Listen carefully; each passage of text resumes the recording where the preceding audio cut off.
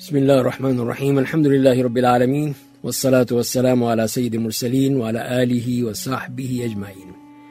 ہمارے آج کے پروگرام میں ہمیں پہلا خط موصول ہوا ہے اکاڑا سے طاہرہ بی بی صاحبہ کا۔ وہ یہ کہتی ہیں کہ اصلی پلکوں پر مصنوعی پلکیں لگانے کا کیا حکم ہے؟ مصنوعی پلکوں سے آنکھیں زیادہ کھلی اور دلکش نظر آتی ہیں۔ ہم مصنوعی پلکیں اپنے شوہر اور اپنے محرم مردوں کے سامنے ہی کبھی کبھی لگاتی ہیں۔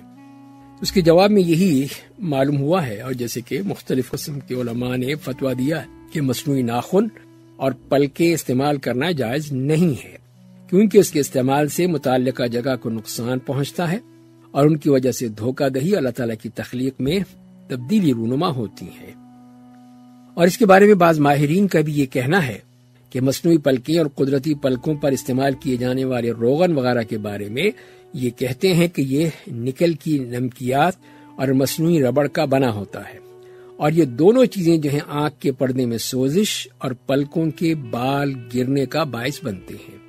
تو لہذا اسی لیے پھر جیسے کہ اللہ تعالیٰ نے بھی منع کیا کہ اللہ تعالیٰ کی تخلیق کو نہ بدلا جائے، یہ شیطان کا عمل ہے، شیطان ہی کہے گا کہ میں ان کو مجبور کروں گا کہ وہ اللہ تعالیٰ کی تخلیق کو بدلیں۔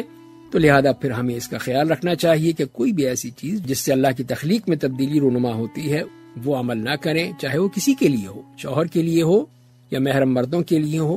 وہ چیز جو ہے جب ناجائز ہے اللہ کے حکم کے مطابق اور رسول اللہ صلی اللہ علیہ وسلم کے ارشاد کے مطابق، تو پھر ہمیں اس پر عمل کرنا نہیں چاہیے۔